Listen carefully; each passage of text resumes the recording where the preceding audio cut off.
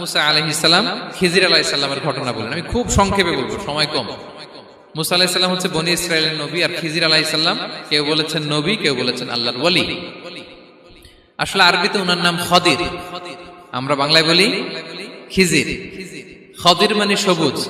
উনি যে কোনো জায়গায় বসলে ওখানে মরা গাছ লতা পাতা এগুলো সবুজ হয়ে যেত। অনুর্বর এলাকার উপর দিয়ে হেঁটে গেলে ওটা উর্বর হয়ে যেত। তো মুসা আলাইহিস সালাম একবার ওয়াজ করতেছেন এইভাবে বনি ইসরাইলের সামনে, খুতবা দিচ্ছেন। হঠাৎ এক লোক দাঁড়ায় বলে, ইয়া নবী আল্লাহ, মান আ'লামু ফিল আরদ, বর্তমান পৃথিবীতে সবচেয়ে জ্ঞানী কে? মুসা আলাইহিস সালাম বলেন, ফাকালা আনা, আমি। কি বললেন? উনি আসলে ভুল কিছু বলেন নাই, কারণ প্রত্যেক জামানার নবীকেই আল্লাহ তাআলা সবচেয়ে বেশি জ্ঞান দিয়ে পাঠান, কারণ তার কাছে ওহীর জ্ঞান আসে, অদৃশ্যের খবর আসে, ইলমুল গায়ব আসে। কিন্তু এই উত্তরটা আল্লাহ তাআলার পছন্দ হয় না। আল্লাহ তাআলা চাচ্ছিলেন মুসা যদি বলতো আল্লাহ তাআলাই জানে কি জ্ঞানী বা আল্লাহই সবচেয়ে জ্ঞানী, এরকম হলে ভালো হতো। কিন্তু মুসা আলাইহিস সালাম কি বলছে? আমি। এখন প্রশ্ন করলো সবচেয়ে বড় জ্ঞানী কে? উনি কি বললেন? আমি। এই যে আমি এটাতে ঝামেলা আছে। আমি বড়, আমি জানি, আমি সব, দিস ইজ প্রবলেমেটিক। আল্লাহ এটা পছন্দ করলেন না। আল্লাহ তাআলা মুসা আলাইহিস সালামকে বললেন, মুসা তুমি যে বলছো তুমি জ্ঞানী, না তুমি জ্ঞানী না, তোমার চেয়ে বড় জ্ঞানী আছে। মুসা আলাইহিস সালাম বলে, তাই নাকি? আমার চেয়ে বড় জ্ঞানী কে? তো আল্লাহ তাআলা বললেন, ইযহাব ইলা মাজমাইল বাহরাইন, দুই সাগর বা দুই নদীর মিলনস্থলে যাও, ওখানে আমার এক বান্দা আছে তোমার চেয়েও জ্ঞানী। মুসা আলাইহিস সালাম বললেন, তাই নাকি? তো আল্লাহ, আমি কিভাবে চিনি উনি কোথায় থাকে, কিভাবে বুঝবো? আল্লাহ বললেন, একটা বড় মাছ নাও, এটাকে ফ্রাই করো, এটাকে ফ্রাই করে একটা ঝুড়ির ভেতরে নাও, যেখানে এই মাছটা সাগরে ঢুকে যাবে ওখানে আমার বান্দাকে পাবে। তো উনি ওনার সহযোগী ইউশা ইবনে নুনকে নিয়ে হাঁটতে লাগলেন। হাঁটতে হাঁটতে এক জায়গায় ক্লান্ত হয়ে পাথরের পাশে বিশ্রাম নিলেন। ওই পাথর থেকে আবার এক ধরনের পানি বের হয়, এই পানিটারে বলে আবে হায়াতের পানি, মা উল হায়াত, জীবন নদীর পানি। এই পানি কোনো মৃত প্রাণী বা বস্তুর গায়ে লাগলে ওটা জীবিত হয়ে যায়। তো ওনারা পাথরে হেলান দিয়ে বিশ্রাম নিচ্ছিলেন। ওই পানি ওই ফ্রাই করা মাছের গায়ে লাগার সাথে সাথে মাছ জীবিত হয়ে ঝুড়ি থেকে বের হয়ে সাগরে ঢুকে গেছে। ওনারা আর খেয়াল করেন না। এরপর আবার হাঁটতে লাগলেন। হাঁটতে হাঁটতে যখন ক্লান্ত শ্রান্ত, তখন বলে, এই ইউশা, আমাদের ওই মাছ ফ্রাই মাছটা দাও, এখন খাই। ঝুড়ি খুলে দেখে মাছ নাই। মাছ গেল কোথায়? তখন ইউশা বলল, হয়তো আমরা যে পাথরের ওখানে বিশ্রাম নিয়েছিলাম ওখানে আমরা মিসিং, ওখানে হারাই ফেলছি। চলো চলো, আরে ওইদিকে তো যাইতে হবে আমাদের। উনি গেলেন, যে দেখে মাছ যে জীবিত হয়ে বালুর এদিকে নাড়াচাড়া করতে করতে সাগরে ঢুকে গেছে, ওখানে দাগ আছে। মুসা আলাইহিস সালাম ঢুকলেন সুরঙ্গ, ঢুকে দেখে চাদর গায়ে দিয়ে এক লোক শুয়ে আছে। সালাম দিলেন, আসসালামু আলাইকুম। ওই লোক চাদর আর সরায় না, ভিতর থেকে বলতেছে, ওয়ালাইকুম আসসালাম। তো চাদরের ভিতর থেকে উনি বলে, মান আন, তুমি কে? মুসা আলাইহিস সালাম বললেন, আনা মুসা, আমি মুসা। উনি বলেন, মুসা বনি ইসরাইল, বনি ইসরাইলের মুসা? বলেন, হ্যাঁ। কেন এসেছো? এবার চাদর খুললেন। বলতেছে, আপনার কাছ থেকে কিছু শিখতে আসছি। আল্লাহ বলছে, আপনি নাকি সবচেয়ে বড় জ্ঞানী। আমি ভুল করে বলে ফেলছিলাম আমি। আল্লাহ বলছেন যে আপনি নাকি জ্ঞানী। বলতেছে, না, তুমি আমার জ্ঞান নিতে পারবে না, ওই ধৈর্য শক্তি তোমার নাই। মুসা আলাইহিস সালাম বললেন যে আপনি যে কোনো শর্তে আমাকে একটু রাখেন কয়েকদিন, আপনার সাথে আমি রাজি। বললেন, না, তুমি পারবে না। মুসা আলাইহিস সালাম জোর করতে লাগলেন। অবশেষে খিদির আলাইহিস সালাম রাজি হলেন। বললেন, শর্ত হচ্ছে আমি যাই করি আর না করি আমাকে কোনো প্রশ্ন করা যাবে না। মুসা আলাইহিস সালাম বললেন, ওকে। সফর শুরু হলো। সামনে নদী, এক লোক তাদের নৌকা দিয়ে নদী পার করাই দিল। নদী পারাপারের পর খিজির আলাইহিস সালাম লাঠি দিয়ে নৌকার তলাটা ছিদ্র করে দিলেন। মুসা আলাইহিস সালাম বললেন, ইন্না লিল্লাহি, এটা আপনি কি করলেন? ওরা আমাদেরকে নদী পার করে দিল, আর যে ভাড়াটা আসছিল এটাও নিল না, আমাদেরকে সম্মান দেখালো, আপনি নৌকা ছিদ্র করে দিলেন। খিজির আলাইহিস সালাম বলছে, এই যে আমি বলছিলাম না তুমি ধৈর্য ধারণ করতে পারবে না, যাও, তোমার রাস্তায় তুমি, আমার রাস্তায় আমি। মুসা আলাইহিস সালাম আবার ক্ষমা চাচ্ছেন যে আপনি আমার ক্ষমা করেন, আমি তো ভুলে গেছি, আর প্রশ্ন করবেন না। চলতে লাগলেন। হঠাৎ বাচ্চারা খেলতেছে, এক বাচ্চাকে ধরে হত্যা করলেন খিজির আলাইহিস সালাম। এবার তো মুসা আলাইহিস সালাম রেগে গেছে, আপনি করলেনটা কি? একটা নিষ্পাপ ফুলের মতো শিশুকে হত্যা করলেন। খিজির আলাইহিস সালাম বলে, এই যে আমি জানতাম যে তুমি ধৈর্য ধারণ করতে পারবে না, তোমার রাস্তা এক, আমার রাস্তা এক, যাও। এবার মুসা আলাইহিস সালাম করজোর করতেছে যে this is the last chance, একটা ফাইনাল চান্স দেন, একটা সুযোগ দেন, আর আমি প্রশ্ন করব না, এটাই লাস্ট। বলেন, ওকে, ঠিক আছে। হাঁটতে হাঁটতে এক ইহুদি বসতির সামনে যে হাজির। দুজনই খুব ক্ষুধার্ত, খাবার চাইলো, এরা আবার কৃপণ, খাবার দিল না। তো খিজির আলাইহিস সালাম বললেন, ঠিক আছে, খাবার যেটা দিচ্ছেন আমরা চলে যাই। যাওয়ার পথে দেখতেছে এই এলাকার একটা দেয়াল ভেঙে পড়ে যাবে। তো তিনি বললেন মুসা চলো এটা ঠিক করে দেই। দুইজন মিলে প্রচন্ড ক্ষুধায় এটা সেটা এনে দেয়ালটা তৈরি করতেছে। মুসা আলাইহিস সালাম তো এমনিই রাগী, পেটে আবার ক্ষুধা, আবার বলছে কিছু বলাও যাবে না। তিনি এবার আর প্রশ্ন করেন, বলতেছে ওরা এত কিপটামি করলো আর আপনি এটা করে দিলেন, আপনি তো চাইলে এটা টাকা নিতে পারতেন, পারিশ্রমিক নিতে পারতেন চাইলে। এই কথা বলার পর খিজির আলাইহিস সালাম বললেন হাযা ফিরাকু বাইনি ওয়া বাইনি, এখানেই তোমার আর আমার সেপারেশন,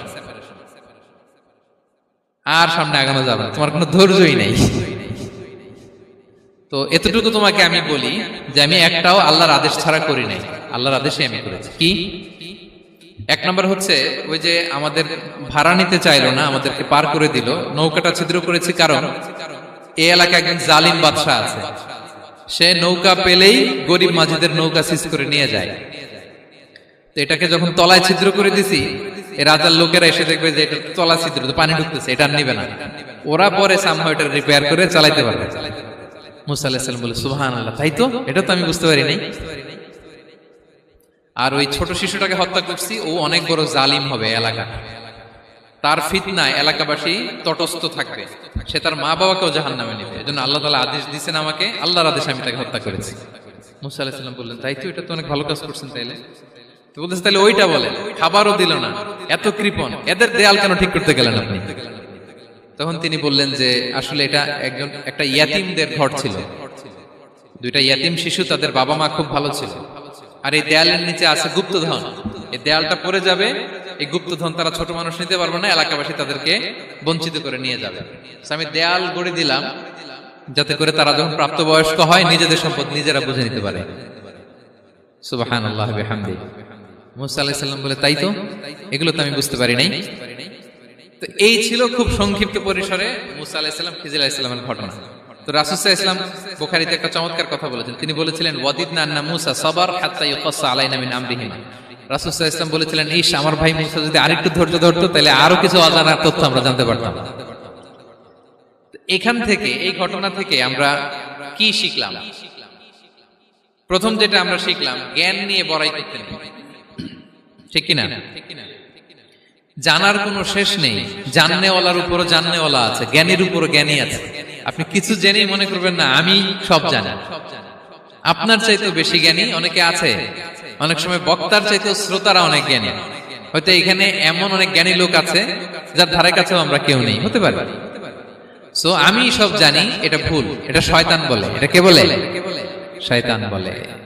আবু নাওয়াস একটা কবিতা লিখেছেন, ওয়াকুল লিমান ইয়াদঈ ফিল ইলমি ফালসাফাতান হাবাসতা শাইআন ওয়া গাবাত আনকা আশিয়াউ। কেউ যদি বলে আমি সব জানি, তুমি তাকে বৃদ্ধাঙ্গুলি দেখিয়ে বলো আপনি কিছুই জানেন না, আপনি অল্প কিছু জেনেছেন, জানার এখনো অনেক বাকি।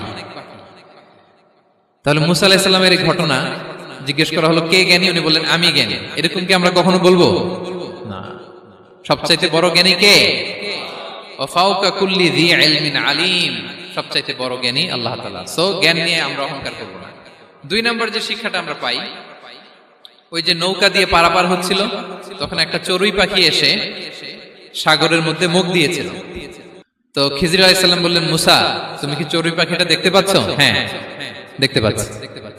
চড়ুই পাখিটা যে সাগরে মুখ দিয়ে দেখতে পাচ্ছ? হ্যাঁ দেখতে পাচ্ছি। তখন খিজির আলাইহিস সালাম বললেন চড়ুই পাখিটা সাগরে মুখ দিয়ে পানি খাওয়ার পরে চড়ুই পাখির ঠোঁটে বা চঞ্চুতে যতটুকু পানি লেগে আছে, এই পানিটা হচ্ছে তোমার, আমার এবং মহাবিশ্বের আমাদের সকলের জ্ঞান, আর এই মহাসাগরের সকল পানি হচ্ছে আল্লাহ তাআলার জ্ঞান। আল্লাহ তাআলা বলেছেন ওমা উতিতু মিনাল ইলমি ইল্লা কালিলা, আমি তোমাদেরকে একেবারে অল্প জ্ঞান দিয়েছি, একেবারে অল্প। এই রহস্যে ঘেরা এই মহাবিশ্বের অনেক কিছু আমাদের অজানা। প্রিয় ভাইরা, আমরা অনেক কিছু জানি না, আমাদের এই লিমিটেড নলেজ এগুলো ধরে না, তারপর আমরা জ্ঞানের বড়াই করি। আপনারা উপমাটা বুঝতে পারছেন? একটা নৌকা থেকে চড়ুই পাখি ঠোঁট দিয়ে পানি খাচ্ছে, পানি খাওয়ার পরে স্বভাবতই চড়ুই পাখির ঠোঁটে একটু পানি তো লাগবে। খিজির বললেন যে এই পানিটা হচ্ছে তোমার, আমার, পৃথিবীর সবার জ্ঞান, আর এই সাগরের বাকি পানিগুলো কার জ্ঞান? এবার বুঝতে পারছেন আল্লাহ তাআলার জ্ঞানের পরিধি। আমরা জ্ঞান নিয়ে যেন কখনো কি না করি, বড়াই না করি। জ্ঞান দুই ধরনের, একটা বাহ্যিক জ্ঞান, একটা অন্তর্নিহিত জ্ঞান। External knowledge, internal knowledge. আমরা যখন কোরআন হাদিস পড়ি আমাদের বাহ্যিক জ্ঞান অর্জন হয়। কোরআন হাদিস পড়লেই আপনি জ্ঞানী হয়ে যান। এটা কোরআন হাদিস পড়তে হয়, এটা ডাইজেস্ট করতে হয়, এটার উপর আমল করতে হয়। এই জ্ঞান অর্জন শেষে এরপরে আল্লাহর প্রিয় বান্দাদেরকে আল্লাহ অন্তরে ইলমের নূর দেন, ইলহাম দেন। That is the knowledge. That is the pure knowledge.